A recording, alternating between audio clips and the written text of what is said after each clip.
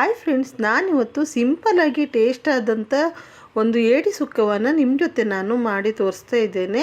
ಇವಾಗ ಇದು ಸ್ವಲ್ಪ ಜೀವ ಇದೆ, ನೀವು ನೋಡ್ಬೋದು ಫ್ರೆಶ್ ಆಗಿದೆ. ಇವಾಗ ಇದನ್ನು ನೀಟಾಗಿ ನಾನು ಕ್ಲೀನ್ ಮಾಡಿ ಒಂದು ವಾಶ್ ಮಾಡಿ ಒಂದು ಬೌಲಿಗೆ ಹಾಕ್ಕೊಂಡಿದ್ದೇನೆ. ಹಾಗೆಯೇ ಇವಾಗ ಇದಕ್ಕೆ ಒಂದು ಪಾತ್ರೆಯನ್ನು ಇಟ್ಟು ನಾನು ಅದಕ್ಕೆ ಸ್ವಲ್ಪ ಆಯಿಲನ್ನು ಹಾಕ್ಕೊಂಡು ಆಯಿಲ್ ಬಿಸಿ ಆದ ನಂತರ ಸ್ವಲ್ಪ ಸಾಸಿವೆ, ಹಾಗೆಯೇ ಸ್ವಲ್ಪ ಬೆಳ್ಳುಳ್ಳಿ, ನಂತರ ಶುಂಠಿ ಬೆಳ್ಳುಳ್ಳಿ ಪೇಸ್ಟು, ಕರಿಬೇವಿನ ಎಲೆಯನ್ನು ಹಾಕಿ ಒಗ್ಗರಣೆಯನ್ನು ಮಾಡ್ಕೊಂಡಿದ್ದೇನೆ. ಇದು ಒಗ್ಗರಣೆ ಆದ ನಂತರ 2 ದೊಡ್ಡ ಮೀಡಿಯಮ್ ಸೈಜಿನ ಈರುಳ್ಳಿಯನ್ನು ನಾನು ತೊಗೊಂಡಿದ್ದೇನೆ. ಸ್ವಲ್ಪ ಚಿಕ್ಕದಾಗಿರೋ ಏಡಿ ಆಗಿರೋದ್ರಿಂದ ಸ್ವಲ್ಪ ಕ್ವಾಂಟಿಟಿಯಲ್ಲಿ ಮಾಡೋದ್ರಿಂದ ನಾನು ಮಸಾಲೆ ಪೌಡರನ್ನು ಹಾಕ್ಕೊಂಡು ನಾನು ಮಾಡ್ತಾ ಇದ್ದೇನೆ.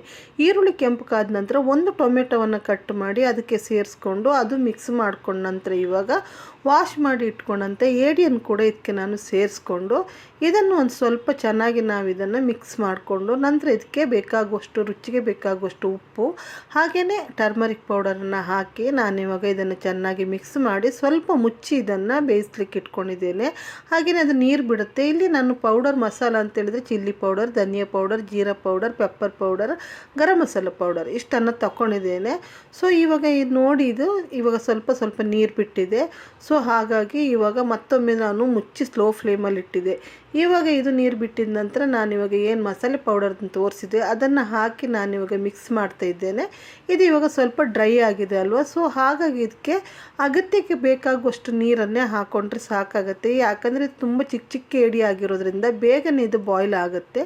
ಇವಾಗ ನಾನು ಒಂದು ಅರ್ಧ ಗ್ಲಾಸ್ ಆಗುವಷ್ಟು ನೀರನ್ನು ಇದಕ್ಕೆ ಸೇರಿಸ್ಕೊಂಡು ಮತ್ತೆ ನಾನು ಇದನ್ನು ಇವಾಗ ಲಿಡ್ ಕ್ಲೋಸ್ ಮಾಡಿ ಇಟ್ಟಿದ್ದೇನೆ. ಸೊ ಇವಾಗ ಇದು ಕುದೀತಾ ಉಂಟು. ಇವಾಗ ಇದು ಬೆಂದಾಗಿದೆ.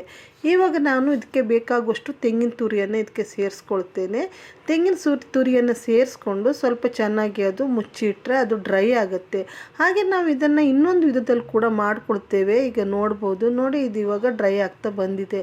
ಹಾಗೆಯೇ ನಾವು ದೊಡ್ಡ ಏಡಿ ಆಗಿದ್ದರೆ ಎಲ್ಲ ಮಸಾಲೆ ಪೌಡರ್ಗಳನ್ನು ಏನು ತೋರಿಸಿದೆ ಅದೆಲ್ಲವನ್ನು ನಾವು ಹಾಕಿ ಮಿಕ್ಸಿಯಲ್ಲಿ ಪೌಡರ್ ಮಾಡಿ ಹಾಗೆಯೇ ಸ್ವಲ್ಪ ತೆಂಗಿನ ತುರಿ, ಒಣಮೆಣಸು ಎಲ್ಲ ಕೂಡ ಪೌಡರ್ ಮಾಡಿ ನಾವು ಅದನ್ನು ಹಾಕಿ ಮಾಡ್ಕೊಳ್ತೇವೆ.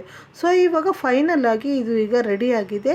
ಸೊ ನೋಡ್ಬೋದು ಯಾವ ರೀತಿಯಾಗಿ ಕಾಣಿಸ್ತಾ ಇದೆ ಅಂತ. ತುಂಬಾ ಟೇಸ್ಟಾಗಿ ಆಗುತ್ತೆ. ನೀವು ಕೂಡ ಒಮ್ಮೆ ಮನೇಲಿ ಟ್ರೈ ಮಾಡಿ. ಕೊನೆಯಲ್ಲಿ ನಾನಿವಾಗ ಕೊತ್ತಂಬರಿ ಸೊಪ್ಪನ್ನು ಹಾಕಿ ಇದನ್ನು ಇವಾಗ ಮುಗಿಸಿದ್ದೇನೆ.